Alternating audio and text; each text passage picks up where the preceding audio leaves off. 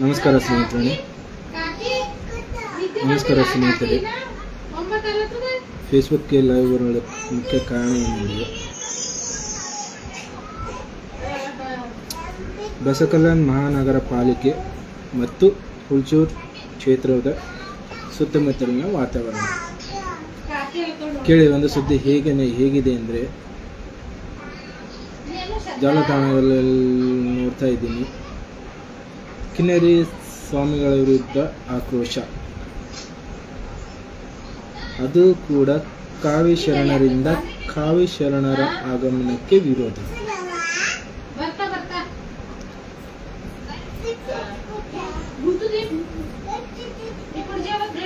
ಎಂಥ ವಿಪರ್ಯಾಸ ಅನಿಸುತ್ತೆ.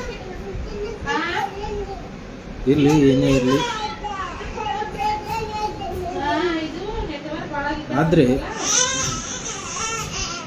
ನಾನು ಲೈವ್ ಬರೋಕ್ಕೆ ಮುಖ್ಯ ಕಾರಣ ಏನಂದರೆ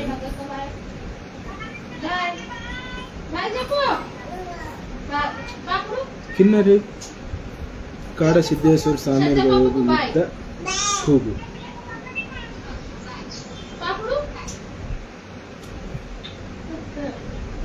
ಯಾಕೆ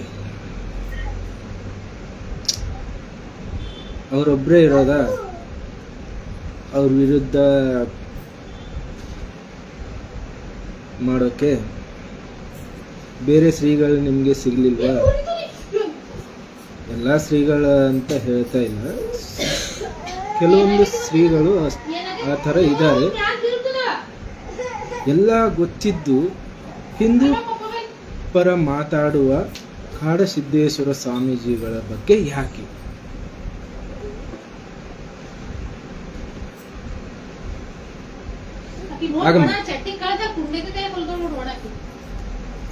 ಒಂದು ವಚನದ ಮುಖಾಂತರ ಮುಂದುವರಿಯೋಣ. ಎಳೆ ನಿಮ್ಮ ದಾನ, ಬೆಳೆ ನಿಮ್ಮ ದಾನ, ಬೀಸುವ ಗಾಳಿ ನಿಮ್ಮ ದಾನ, ಎತ್ತು ನಿಮ್ಮ ದಾನ, ಬಿತ್ತು ನಿಮ್ಮ ದಾನ, ಸುತ್ತು ಹರಿಯುವ ಸಾಗರವೆಲ್ಲ ನಿಮ್ಮ ದಾನ. ನಿಮ್ಮ ದಾನವನ್ನುಂಡು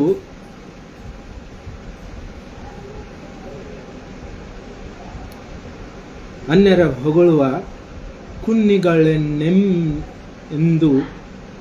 ಕರೆಯಲಿ ರಾಮನಾಥ. ಸೊ ಈ ವಚನದ ಮುಖಾಂತರ ನಿಮಗೆ ಸ್ಪಷ್ಟವಾಗಿರ್ಬೋದು ಅಂತ ಅನ್ಕೋತೀನಿ. ಕುನ್ನಿಗಳು ಯಾರಂದ್ರೆ ಇಲ್ಲಿ ಬಸವತತ್ವ ಮತ್ತು ಬಸವತತ್ವ ಪಾಲಿಸುತ್ತಾ ಅವರ ಮನಸ್ಥಿತಿ ತಾಲಿಬಾನಿ ಮನಸ್ಥಿತಿ ಹೊಂದು ಬಸವತತ್ವ ಆಚರಿಸುತ್ತಿರುವ ಶ್ರೀಗಳ ವಿರುದ್ಧ ನನ್ನ ಟೀಕೆ. ಕೇಳಿರ್ಬೋದು, ಇದು ನಿಮಗೂ ಆಶ್ಚರ್ಯ ಅನಿಸ್ತಿರ್ಬೋದು.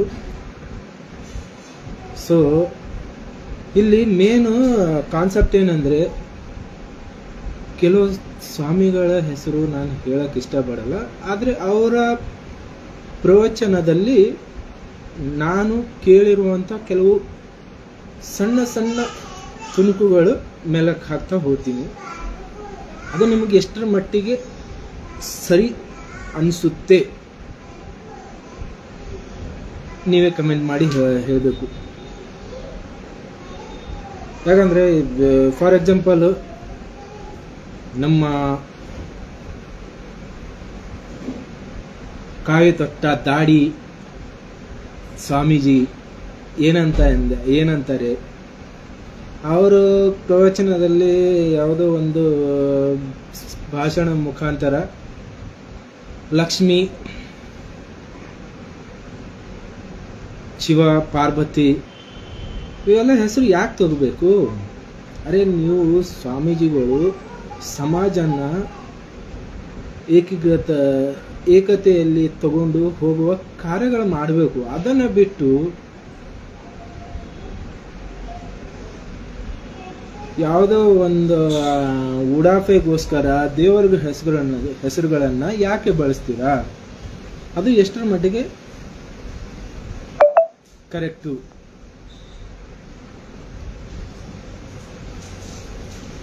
ಇವರು ಕಾಡಸಿದ್ದೇಶ್ವರ ಸ್ವಾಮಿಗಳು ತಾಲಿಬಾನಿ ಅಂತ ಅಂದಾಗ ಉರಿ ಹೆಚ್ಚಾಯಿತು. ಯಾಕೆ ಅಂದಿದ್ದಾರೆ ರೀ, ನಾವು ಅಂತೀವಿ, ಜನಸಾಮಾನ್ಯರು ಎಲ್ಲರೂ ಅಂತಾರೆ. ಅಂತ ಮನಸ್ಥಿತಿ ಹೊಂದಿರುವಾಗ ಅಂಥವ್ರನ್ನ ತಾಲಿಬಾನಿಗಳು ಅನ್ನೋದಿದ್ರೆ ಏನಂತ ಅಂತೀವಿ? ಉಗ್ರವಾದಿ ಮೈಂಡ್ಸೆಟ್ ಹೊಂದಿರುವಂಥವು, ಬೇರೆ ಯಾವುದೋ ಇಡೀ ಪ್ರಪಂಚದಲ್ಲಿ ಇಲ್ಲದೆ ಇರೋದು ಧರ್ಮನ ಪ್ರಚೋದನೆ ಮಾಡೋಗೋಸ್ಕರ ಮುಂದೊಂದು ದಿನ ಪ್ರಚೋದನೆ ಮಾಡ್ತಾ ಮಾಡ್ತಾ ಅದೇ ಧರ್ಮನ ಬಂದ್ರೆ ಯಾವ ಥರ ಇರುತ್ತೆ ರೀ? ಧರ್ಮ ಅಂತ ಅಂದಾಗ ಜಾತಿ ಯಾವುದು ಅಂತ ಹೇಳಕ್ಕೆ ಇಷ್ಟಪಡಲ್ಲ, ಆದರೂ ನೀವು ಅರ್ಥ ಮಾಡಿಕೊಂಡಿರ್ಬೋದು. ಸೊ ಇಲ್ಲಿ ಮೇನ್ ಮುಖ್ಯ ಕಾರಣ ಏನಂದರೆ, ಗೂಳು ಒಗ್ಗೆ brother, thank you. Nijaguna Swamiji ಪ್ರವಚನ ಬಗ್ಗೆ, ಒಂದು ಸನಾತನ ಹಿಂದೂ ದೇವತೆ ಬಗ್ಗೆ ಹಗುರವಾಗಿ ಮಾತಾಡಿದ್ದು ಬಗ್ಗೆ ವಿಶ್ಲೇಷಣೆ ಮಾಡಿ. ಥ್ಯಾಂಕ್ಸ್ ಗೂಳು ಒಗ್ಗೆ ಅವರೇ. ಅವ್ರದ್ದು ಹೆಸರುಗಳು ಯಾವುದೇ ಕಾರಣಕ್ಕೂ ಸೋಷಿಯಲ್ ಮೀಡಿಯಾದಲ್ಲಿ ಆ ಥರ ಬಳಸಬಾರ್ದು. ಬಟ್ ನಾನು ನೀವು ಹೇಳಿರೋ ಸಲುವಾಗಿ ಹೆಸರು ಬಳಸಿದ್ದೀನಿ. ಅವರ ಒಂದು ತುಣುಕುಗಳು ನಿಮ್ಮ ಮುಂದೆ ಹಂಚ್ಕೊಳ್ತೀನಿ.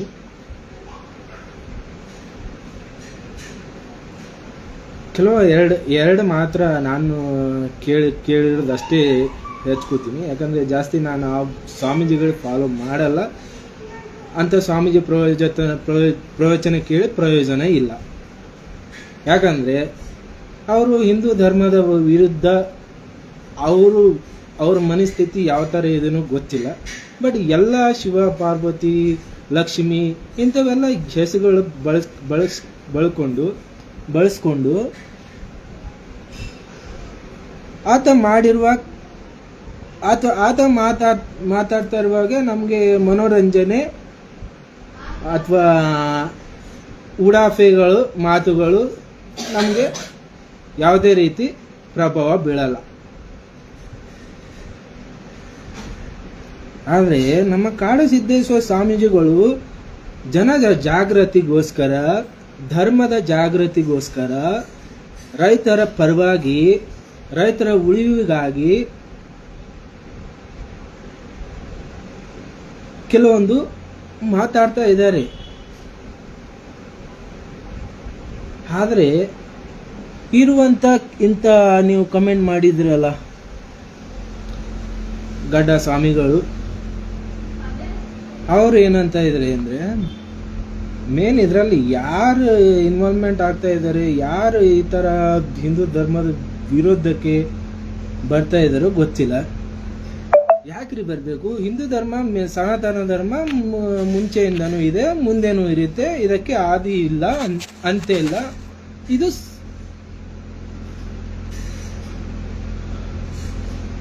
ಯಾಕಂದ್ರೆ ರಜನಿಕಾಂತ್ ಒಂದು ವೇದಿಕೆಯಲ್ಲಿ ಹೇಳ್ತಾರೆ, ಸನಾತನ ಧರ್ಮ ಯಾವುದೇ ಧರ್ಮಕ್ಕೂ ಒಂದು ಆರಂಭ ಅಂತ ಇದೆ. ಆದರೆ ಸನಾತನ ಧರ್ಮಕ್ಕೆ ಯಾವುದೇ ಆರಂಭನೇ ಇಲ್ಲ ರೀ. ಸನಾತನದಿಂದ ಎಲ್ಲ ಧರ್ಮಗಳು ಹುಟ್ಟಿದ್ದು ನನ್ನ ಪ್ರಕಾರ.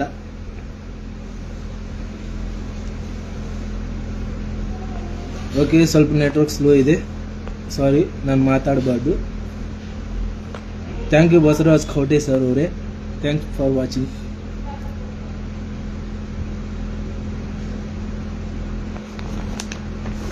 ಯಾಕಂದ್ರೆ ಕೆಲವೊಂದು ವಿಷಯಗಳು ನಾವು ಎಷ್ಟರ ಮಟ್ಟಿಗೆ ನಾವು ಇದು ಮಾಡ್ತೀವಿ ಅಂದರೆ, ನಾವು ಜಾಸ್ತಿ ಮಾತಾಡಬಾರ್ದು. ಮಾತಾಡೋಕ್ಕೆ ಸ್ವಲ್ಪ ಇದು ಆಗುತ್ತೆ, ಬೇಸರ ಆಗುತ್ತೆ.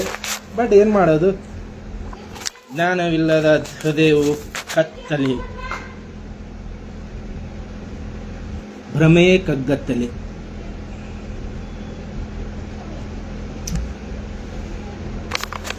ತುಂಬ ಚೆನ್ನಾಗಿ ಹೇಳ್ತಾರೆ ಕೆಲವು ಕವಿಗಳು,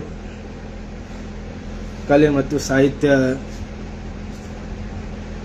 ಹೆಸರು ಮಾಡಿರುವವರು. ಇಲ್ಲಿ ಮುಖ್ಯವಾಗಿ ಮನುಷ್ಯ ಸ್ವಭಾವ ಹಾಲು, ಸಾರಿ ನೋಟಿಫಿಕೇಶನ್ ತುಂಬ ಬರ್ತಾ ಇವೆ. ಜಗತ್ತು ಹುಳಿ ಮಜ್ಜಿಗೆ. ನಮ್ಮ ಡಿ ವಿ ಜಿ ಅವರು ತುಂಬ ಕೆಲವೊಂದು ವಿಷಯಗಳು, ಕೆಲವೊಂದು ಮಾತುಗಳು ತುಂಬ ಚೆನ್ನಾಗಿ ಹೇಳಿದ್ದಾರೆ. ಆ ಪದಗಳು ಹೇಗಿದೆ ಅಂದರೆ ಅದರ ಅರ್ಥ ತುಂಬ ಸುಂದರವಾಗಿದೆ. ಈ ನಾವು ಟಾಪಿಕ್ ಬಿಟ್ಟು ಬೇರೆ ಟಾಪಿಕ್ ಹೋಗ್ತಾ ಇದ್ದೀವಿ ಅನಿಸುತ್ತೆ.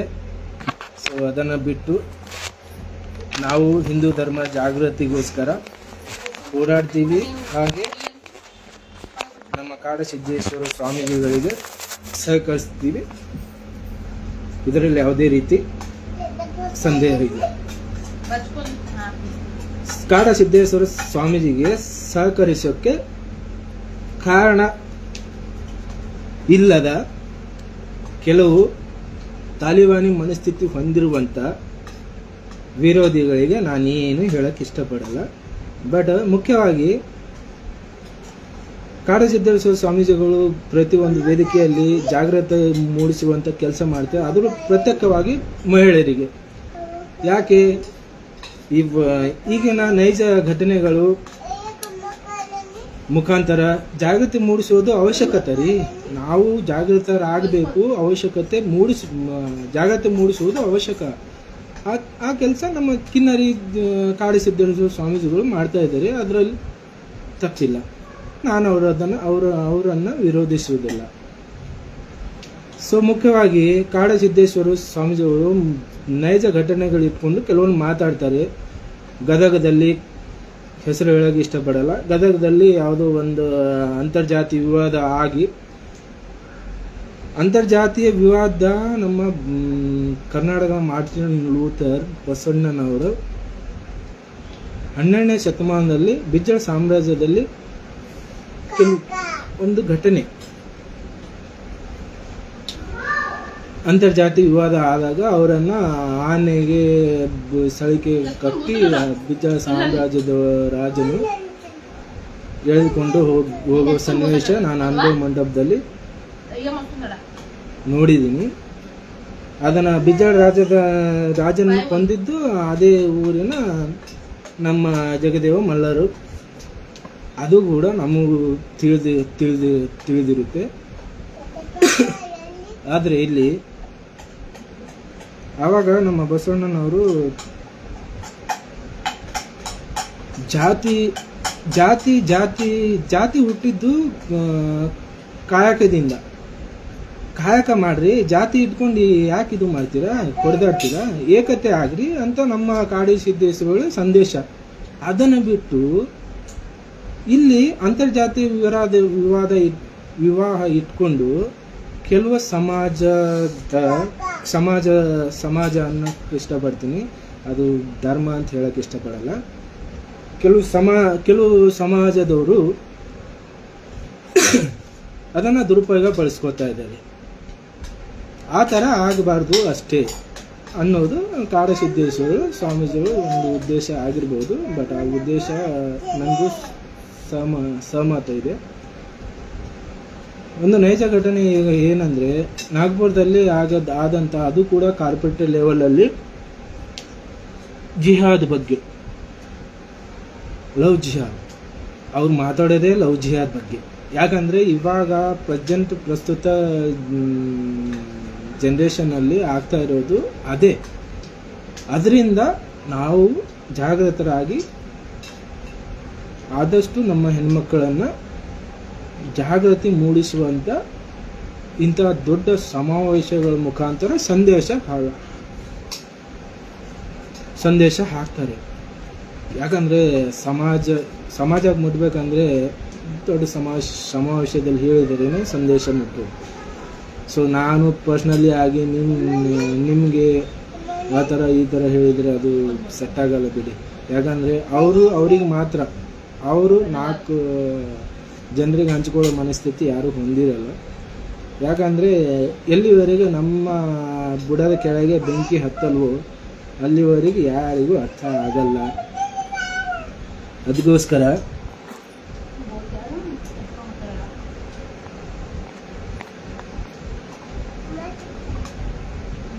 Mannu Yadav, Devendra Bobde, thank you ji. सोमन अक्षी उपर, thank thank you Annaji for joining. ಯಾಕಂದರೆ ಇಲ್ಲಿರೋದು ಪರಿಸ್ಥಿತಿ ಅದೇ ಥರ ಇದೆ, ಅದಕ್ಕೆ ಅದು ಆ ಅನುಭವ ಆಗಲ್ಲ ಬಿಡಿ. ಆ ಅನುಭವ ಆಗಬೇಕಂದ್ರೆ ಅವರ ಮನೆಯ ಹೆಣ್ಣುಮಗಳ ಜೊತೆ ಆದಾಗೆ ಅವರಿಗೆ ಅರ್ಥ ಆಗುತ್ತೆ.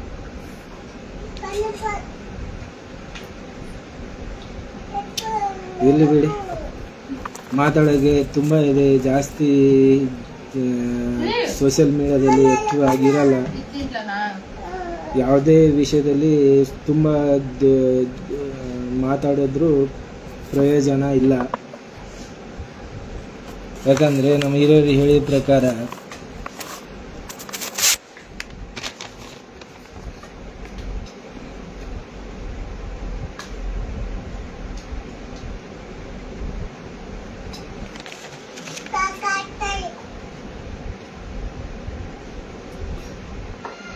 ಥ್ಯಾಂಕ್ ಯು ಸಾಗರ್ ತೋಟ, ಸಾಗರ್ ಅವರೇ, ಥ್ಯಾಂಕ್ಸ್ ಫಾರ್ ವಾಚಿಂಗ್. ನಾವು ಮಾತಾಡ್ತಾ ಇರೋದು ಹಾಗೆ ಸುಮ್ಮನೆ, ಜಾಸ್ತಿ ಯಾರು ಸೀರಿಯಸ್ ಆಗಿ ತಗೊಳ್ಬೇಡಿ, ಕೆಟ್ಟದಾಗಿ ಕಮೆಂಟ್ ಮಾಡೋಕ್ಕೆ ಹೋಗಬೇಡಿ. ಸೊ ಇದು ಯಾಕಂದರೆ ಇಲ್ಲಿ ಈಗಿರುವಾಗ ಪರಿಸ್ಥಿತಿ ಹೇಗಿದೆ ಅಂದರೆ, ಯಾಕೆ ಈ ಥರ ಮಾಡ್ತಾ ಇದ್ದಾರೆ, ಕೆಲವೊಂದು ಸ್ವಾಮೀಜಿಗಳ ವಿರುದ್ಧ ಯಾಕೆ ಕೂಗು ಆಡ್ತಾ ಇಲ್ಲ, ಈ ಕಿನ್ನರಿ ಸ್ವಾಮಿಗಳ ಆಗಮನಕ್ಕೆ ಯಾಕೆ ವಿರೋಧ ಮಾಡ್ತಾ ಇದ್ದಾರೆ ಅನ್ನೋದೇ ನನ್ನ ಯಕ್ಷ ಪ್ರಶ್ನೆ. ಯಾಕಂದರೆ ಕೆಲವೊಂದು ಸಮಾವೇಶಗಳಲ್ಲಿ, ಕೆಲವೊಂದು ಪ್ರವಚನಗಳಲ್ಲಿ ಬಹಿರಂಗವಾಗಿ ಹಿಂದೂ ಧರ್ಮವನ್ನು ಕೀಳರಿಮೆಯಿಂದ ತೋರಿಸುವ ಕೆಲಸ ನಮ್ಮ ಜಿಹಾದಿ ಮೈಂಡ್ಸೆಟ್ ಹೊಂದಿರುವ ಕೆಲವು ಸ್ವಾಮೀಜಿಗಳ ಬಗ್ಗೆ ಯಾರು ಮಾತಾಡಲ್ಲ. ಸ್ವಾಮೀಜಿಗಳ ಬಗ್ಗೆ ಮಾತಾಡೋಕ್ಕೆ ನಾವು ಅಷ್ಟು ದೊಡ್ಡವರಲ್ಲ. ಬಟ್ ಕೆಲವು ಪ್ರವಚನ ಕೇಳಬೇಕ್ರಿ, ಪ್ರವಚನ ಕೇಳಿದಾಗ ಪ್ರಯೋಜನ ಇರಬೇಕು, ಆವಾಗ ಅದಕ್ಕೊಂದು ಅರ್ಥ ಇರುತ್ತೆ. ಯಾಕಂದರೆ ನಮ್ಮ ಬಿಜಾಪುರ ಸಿದ್ದೇಶ್ವರ ಸ್ವಾಮೀಜಿಗಳು ಉದಾಹರಣೆಗೆ, ಅಂಥ ವ್ಯಕ್ತಿಯನ್ನು ಕಳ್ಕೊಂಡಿರೋದು ನಮಗೆ ತುಂಬ ದುಃಖಕರ ವಿಷಯ. ಯಾಕಂದರೆ ಸಂತ ಎಂದರೆ ಯಾರು, ದಿವ್ಯತೆಯ ಅರಿತವನು, ಅಂಥವರು ಸಮಾಜಕ್ಕೆ ತುಂಬ ಒಳ್ಳೆಯ ಸಂದೇಶ ಕೊಡ್ತಾರೆ. ಅಂಥವರ ಪ್ರವಚನ ಯಾವ ಥರ ಇದೆ ಅಂದರೆ, ಮನಸ್ಸು ಪರಿವರ್ತನೆ ಆಗುವ, ಯಾವುದೇ ಸಂಕಷ್ಟದಲ್ಲಿದ್ದರೂ ಮನುಷ್ಯ ತನ್ನ ಧೈರ್ಯ ಕಳ್ಕೊಳ್ಳದೆ ಕೆಲವು ಮನಸ್ಥಿತಿಗಳ ಬದಲಾವಣೆ ಆಗಬೇಕು ಅಂಥ ಸಂದೇಶಗಳನ್ನು ಬಿಟ್ಟು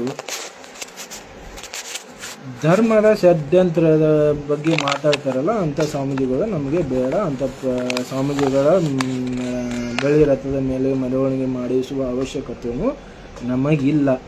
ಬಟ್ ನಮ್ಮ ಜನರು ಅವರು ತಲೆ ಮೇಲೆ ಇಟ್ಕೊಂಡು ಅವರು ಬೆಳ್ಳಿ ರಥದಲ್ಲಿ ಕೂರಿಸಿ ಮೆರವಣಿಗೆ ಮಾಡ್ತಾರೆ ಅಂದರೆ ಅವ್ರ ಕರ್ಮ ಮಾಡಲಿ, ಅದಕ್ಕೆ ನನ್ನ ಅಭ್ಯಂತರ ಇಲ್ಲ.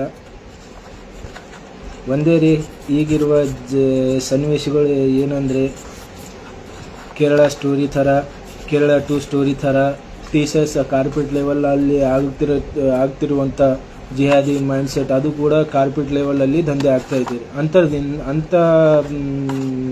ಘಟನೆಗಳಿಂದ ಜಾಗೃತ ಮೂಡಿಸುವಂಥ ಕೆಲಸ ಮಾಡ್ತಾಯಿದ್ದಾರೆ. ಅವರಿಗೆ ಅದನ್ನು ಮೇನು ನಾವು ಅರ್ಥ ಮಾಡಿಕೊಂಡು ಅವರಿಗೆ ಸಹಕರಿಸಬೇಕು ಹೊರತು ಇಲ್ಲಿ ಜಾತಿ ಅಂತ ಜಾತಿ ಅಂತ ನಮ್ಮ ಜಾತಿ ಮೇಲು ನಿಮ್ಮ ಜಾತಿ ಮೇಲು. ಕನಕದಾಸರು ತುಂಬ ಚೆನ್ನಾಗಿ ಒಂದು ಪದ ಹೇಳ್ತಾರೆ, ಕುಲ ಎಂದು ಕುಲವೆಂದು ಹೊಡೆದಾಡದಿರಿ, ಕುಲವ ನೆಲೆಯನ್ನು ಯಾರಾದರೂ ಬಲ್ಲಿರ. ತುಂಬ ಅದ್ಭುತ. ಅಂಥ ಮೈಂಡ್ಸೆಟ್ ಇಟ್ಕೊಂಡು ಈ ಸಮಾಜದಲ್ಲಿ ಬದುಕಬೇಕು. ಅದನ್ನು ಬಿಟ್ಟು ಕೆಲವು ಸಮಾಜದವರು ಯಾಕೆ ಈ ಥರ ಜಿಹಾದಿ ಮೈಂಡ್ಸೆಟ್ ಇಟ್ಕೊಂಡು ನಮ್ಮ ಪ್ರತ್ಯೇಕವಾಗಿ ಹಿಂದೂ ಹೆಣ್ಮಕ್ಳನ್ನ ಟಾರ್ಗೆಟ್ ಮಾಡ್ತಾ ಇದ್ದಾರೆ ಅಂತ ನನ್ನ ಪ್ರಶ್ನೆ. ಬಟ್ ಎಲ್ಲರೂ ಅಂಥ ಮೈಂಡ್ಸೆಟ್ಟೇ ಹೊಂದಿರೋರು ಇರಲ್ಲ. ಬಟ್ ಅಂಥವರಿಗೆ ನನ್ನ ಪ್ರಶ್ನೆ, ಯಾಕೆ ನೀವು ಈ ಥರ ಮಾಡ್ತಾ ಇದ್ದೀರಾ? ನಿಮ್ಮದೇ ಆದ ಪ್ರತ್ಯಕ್ಷವಾದ ದೇಶ ಇದೆ, ಅಲ್ಲಿ ಹೋಗಿ ಜೀವನ ಮಾಡಿ, ಅಲ್ಲಿ ಹೋಗಿ ಇರಿ. ಭಾರತದಲ್ಲಿ ಇದ್ದು ಇಂಥ ಹೀನಾಯ ಮನಸ್ಥಿತಿ ಹೊಂದಿದ್ದು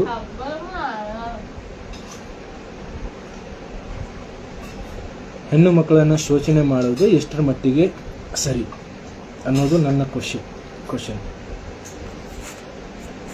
ನಮ್ಮ ಜೊತೆನೂ ತುಂಬ ಜನ ಸ್ನೇಹಿತರು ತುಂಬ ಜನ ಇದ್ದಾರೆ, ಅವರು ಆ ಥರ ಮೈಂಡ್ಸೆಟ್ ಹೊಂದಿಲ್ಲ. ಎಲ್ಲ ಯಾವುದೇ ರೀತಿ ಎಲ್ಲ ಸಮಯದಲ್ಲೂ ಸಹಕರಿಸ್ತಾರೆ, ಯಾವುದೇ ಸಮಸ್ಯೆಯಲ್ಲೂ ಕೈ ಜೋಡಿಸ್ತಾರೆ. ಅಂಥ ಸ್ನೇಹಜೀವಿಗಳಿಗೆ ನನ್ನೊಂದು ಹೆಡ್ಸಪ್ಪು. ಯಾಕಂದರೆ ಇಲ್ಲಿ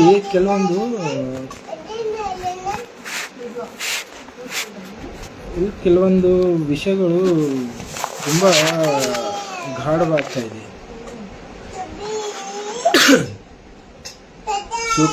ಶಿವಕುಮಾರ್ ಬಾಲ್ಕುಂದೆ, ಥ್ಯಾಂಕ್ ಯು ಶಿವಕುಮಾರ್ ಬಾಲ್ಕುಂದೆ ಅವರೇ. ಅಕ್ಷಿ Whopper and Mahadev Alambre, thanks for watching. Amol Giri, thanks for watching. Raj Hui Madhav Bora, thank you. Pankaj Skarat, thank you. Umesh Bhople, thank you brother. Live ಇದೆ. ಎಲ್ಲರಿಗೂ ಒಂದೇ ರಿಕ್ವೆಸ್ಟ್ ರೀ, ಅಂಥ ಜನರ ಜಾಗೃತಿ ಮೂಡಿಸುವಂಥ ಹಿಂದೂ ಧರ್ಮ ಪರ ಮಾತಾಡುವಂಥ ವ್ಯಕ್ತಿಗಳನ್ನು ವಿರೋಧಿಸುವುದು ತಪ್ಪು ನನ್ನ ಪ್ರಕಾರ. ಇಲ್ಲಿ ಯಾವುದೇ ರೀತಿ ಜಾತಿ ಆ ಜಾತಿ ಈ ಜಾತಿ ಅಂತ ಹೊಡೆದಾಟು ಅಂತ ಯಾವುದೇ ರೀತಿ ಹೇಳ್ತಾ ಇಲ್ಲ. ಹೊಡೆದಾಡಿ ಅಂತ ಅವರು ಜಾಗ್ರತೆ ಮೂಡಿಸ್ತಾ ಇದ್ದಾರೆ, ಎಚ್ಚೆತ್ತುಕೊಳ್ಳಿ ಅಂತ ಸಂದೇಶವನ್ನು ಸಾರ್ತಾ ಇದ್ದಾರೆ ಅಷ್ಟೇ. ಅದನ್ನು ಬಿಟ್ಟು ಅಂಥವ್ರನ್ನ ಸಹಕರಿಸಿದ್ದನ್ನು ಬಿಟ್ಟು ಯಾವುದೋ ಒಂದು ಕಾಂಜಿ ಪಿಂಜಿ ಪ್ರವಚನಗಳಲ್ಲಿ ಹಿಂದೂ ಧರ್ಮದ ದೇವತೆಗಳನ್ನು ಅವಹೇಳನವಾಗಿ ಟೀಕಿಸುವ ವ್ಯಕ್ತಿಗಳನ್ನು ಅಟ್ಟಕ್ಕೇರಿಸಿ ಬೇಳೆ ರಥದ ಮೇಲೆ ಮೆರವಣಿಗೆ ಮಾಡಿಸಿ ಅಂಥವ್ರನ್ನ ಯಾಕ್ರಿ ನಾವು ಇದು ಮಾಡಬೇಕು? ಅಂಥ ವ್ಯಕ್ತಿಗಳು ಸಂದೇಶ ನಮಗೆ ಯಾಕ್ರಿ ಬೇಕು? ಅಂಥ ಸಂತರೇ ನಮಗೆ ಶ್ರೇಷ್ಠರು ಅನಿಸ್ತಾರೆ. ಅದು ಎಂಥ ವಿಚಿತ್ರ, ಯಾವ ಭ್ರಮೆಯಲ್ಲಿ ಇದ್ದಾರೆ, ಅವು ಯಾವ ಥರ ನಮ್ಮ ಸಮಾಜನ ಯಾವ ದಿಕ್ಕಿಗೆ ಒಯ್ಬೇಕಂತ ಇದ್ದಾರೆ ಅರ್ಥ ಆಗ್ತಾ ಇಲ್ಲ. ಅವ್ರ ಮೈಂಡ್ಸೆಟ್ ಯಾವ ಥರ ಇದೆ ಅಂತ ಗೊತ್ತಿಲ್ಲ. ಬಟ್ ಅವರು ಮಹಾನ್ ತತ್ವಜ್ಞಾನಿ, ಅವರು ತಿಳಿದವರು, ಅವ್ರ ಲೆವೆಲ್ಗೆ ಮಾತಾಡುವಂಥ ನಮ್ಮ ಯೋಗ್ಯತೆ ನಮಗಿಲ್ಲ. ಬಟ್ ಆದರೂ ಕೆಲವು ಸನ್ನಿವೇಶಗಳನ್ನು ನೋಡಿದಾಗ ತುಂಬ ಬೇಸರ ಅನಿಸುತ್ತೆ. ಅದಕ್ಕೆ ನಾನು ನಿಮ್ಮ ಜೊತೆ ಹಂಚ್ಕೊಳ್ತಾ ಇರೋದು.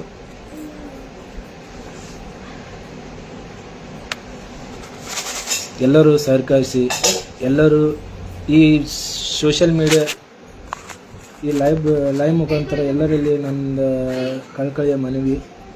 ಕಾಡಸಿದ್ದೇಶ್ವರ ಸ್ವಾಮಿಗಳು ಜೂನ್ 28ಕ್ಕೆ ಬರೋದು ಯಾರೂ ವಿರೋಧಿಸಬಾರದು ಅಂತ ನನ್ನ ಮನವಿ.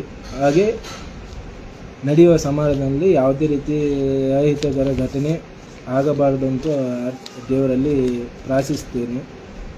ಆದರೆ ಒಂದೇ ಒಂದು ಭಯ ಏನೆಂದರೆ, ಜಿಹಾದಿ ಮೈಂಡ್ಸೆಟ್ ಹೊಂದಿರುವ ನಮ್ಮ ಧರ್ಮದಲ್ಲಿ, ನಮ್ಮ ಬೇರೆಯವ್ರ ಧರ್ಮದ ಬಗ್ಗೆ, ಬೇರೆ ಜನಗಳ ಬೇರೆ ಸಮಾಜದ ಬಗ್ಗೆ ಮಾತಾಡಬಾರ್ದು. ನಮ್ಮ ಸಮಾಜದಲ್ಲಿ ಜಿಹಾದಿ ಮೈಂಡ್ಸೆಟ್ ಅಂದರೆ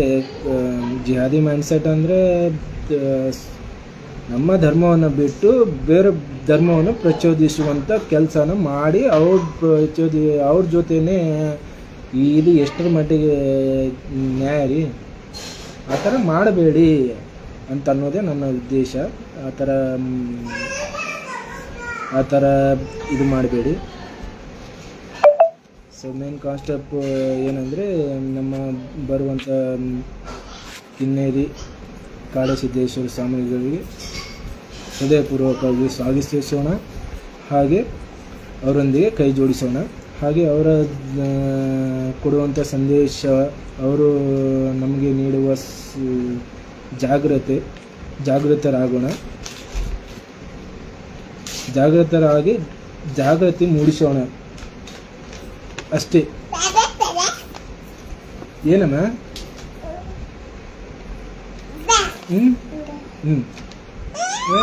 ಎಣ್ಣೆ ಹಚ್ಕೊಂಡಿದ್ದೆ. ಥ್ಯಾಂಕ್ಸ್ ಅಮ್ಮ. ಸರಿ ಹೋಗಮ್ಮ. ಥ್ಯಾಂಕ್ ಯು ಎಲ್ಲರೂ ಲೈವ್ ಬಂದಿದ್ದಕ್ಕೆ. ಥ್ಯಾಂಕ್ಸ್. ಆ್ಯಂಡ್ ಎಲ್ಲರೂ ನಿಮ್ಮ ಅಭಿಪ್ರಾಯಗಳನ್ನು ತುಂಬ ಕಮೆಂಟ್ ಮಾಡಿದ್ದಾರೆ. ಕಮೆಂಟ್ ನಾವು ಜಾಸ್ತಿ ಓದೋಕ್ಕೆ ಹೋಗಲ್ಲ, ಬಟ್ ಯಾಕಂದರೆ ಕೆಲವೊಂದು ಕಮೆಂಟ್ಗಳು ಯಾವ ಥರ ಇರುತ್ತೆ ಅಂದರೆ ಅದು ನನ್ನ ವಿರುದ್ಧ ಇರುತ್ತೆ, ಹಾಗೆ ಅವಾಚ್ಯ ಶಬ್ದಗಳು ಬರುತ್ತೆ ಕೆಲವೊಂದು ಸಲ. ಆ ಥರ ಏನು ಬಂದಿಲ್ಲ, ಆ ಥರ ಯಾರೂ ಬೈದಿಲ್ಲ. ಅದಕ್ಕೋಸ್ಕರ ನಾನು ಚಿರಋಣಿ ನಿಮಗೆ.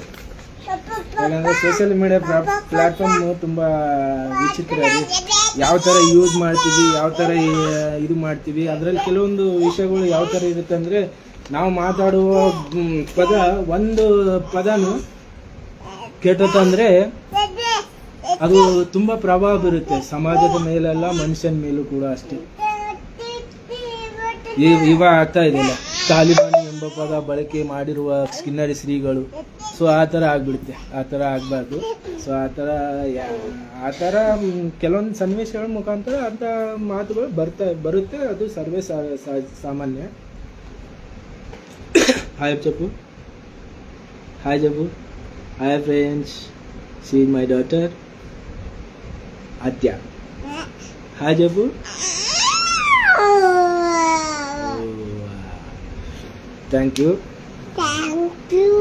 Thank you. Thanks for watching. Bye. Sorry, ಶ್ರೀಗಳಿಗೆ ಸಹಕರಿಸೋಣ, ಶ್ರೀಗಳ ಜೊತೆ ಕೈ ಜೋಡಿಸೋಣ. ಜೈ ಕಾಡಸಿದ್ದೇಶ್ವರ ಸ್ವಾಮೀಜಿ. ಅಮ್ಮ ಬಾಯ್ ಅಮ್ಮ. ಅಮ್ಮ వద్దమ్మా, ఆగు. క్లోజ్. ఒక్క నిమిషం ఆగమ్మా.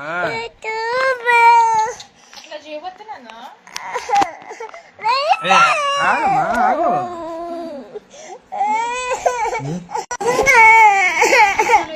అరే దమ్మమ్మా.